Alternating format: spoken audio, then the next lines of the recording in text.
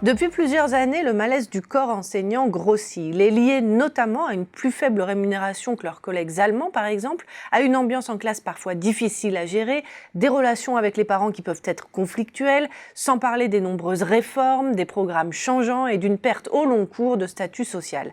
Mais leur formation aussi pose problème. On en parle avec notre invité qui est expert des questions éducatives auprès de l'OCDE et qui analyse les politiques éducatives depuis plus de 20 ans. Éric Charbonnier, bonjour. Bonjour. Alors, pour commencer, il n'y a pas déjà un problème d'attractivité du métier d'enseignant ? Complètement, le métier est moins valorisé qu'il y a 40 ans. Et puis le problème d'attractivité, il n'est pas qu'en France, il est dans tous les pays européens, à l'exception de l'Islande, de l'Irlande et de la Finlande. On a 3 pays où il n'y a pas de souci d'attractivité, mais dans tous les autres, aujourd'hui, c'est un métier qui fait peur. Les étudiants ont du mal à s'y engager.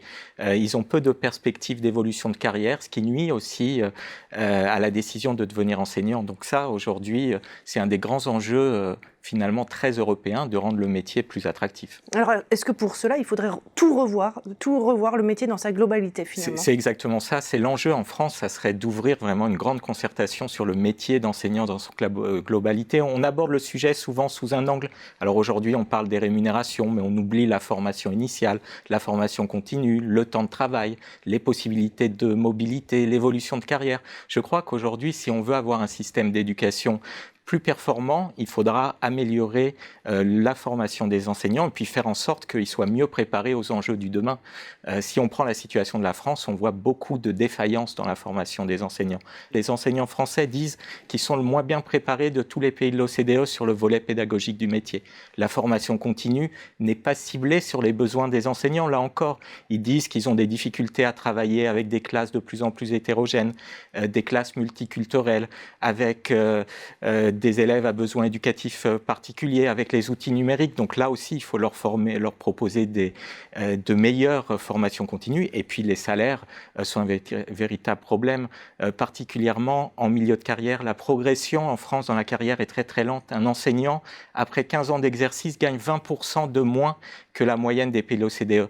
Donc on voit bien que, alors que dans d'autres pays, on a fait beaucoup pour avoir une progression plus rapide, pour offrir une formation de qualité aux enseignants, en France, on n'arrive pas à aborder ce sujet parce que c'est très sensible, parce que les syndicats sont très réfractaires à tout changement sur le métier d'enseignant, et c'est pourtant un enjeu majeur du monde du XXIe siècle. Oui, mais si ça va dans le bon sens, pourquoi est-ce qu'on ne s'inspire pas des pays que vous évoquez en modèle, enfin en tout cas où l'attractivité de ce métier ne pose pas de problème ? Mais on a du mal, il y a ce sentiment aujourd'hui que toute réforme pour un meilleur métier d'enseignant sera contre les enseignants. Je crois qu'il y a besoin de pédagogie dans la façon dont on réforme et montrer qu'aux enseignants, on a besoin aujourd'hui d'enseignants compétents et que mieux les former va les aider à être plus opérationnels dans leur métier. Et puis aussi, quelque chose de très frappant en France, on a très peu de culture de coopération. La France fait partie des pays de l'OCDE où les enseignants discutent le moins entre eux, partagent leur expérience, leurs bonnes pratiques, où le chef d'établissement est le plus éloigné des équipes pédagogiques.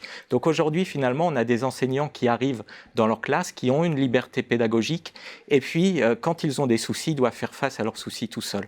Et peut-être qu'ils n'osent pas parler de leurs problèmes, peut-être qu'ils n'ont pas envie d'aller dans cette direction qui est pourtant essentielle, parce qu'on voit bien que toutes les défaillances sont fortes, et puis aussi il y a un problème d'affectation. Si on rajoute une autre difficulté, les jeunes enseignants inexpérimentés travaillent dans les établissements les plus difficiles, là où il y a le plus d'échecs scolaires, le plus d'élèves en difficulté, et ils sont bien sûr insuffisamment préparés à ce métier. Donc vraiment, je pense que pour arriver à avoir des enseignants mieux préparés, il va falloir investir de façon globale dans le métier, ne pas aborder juste la question des rémunérations.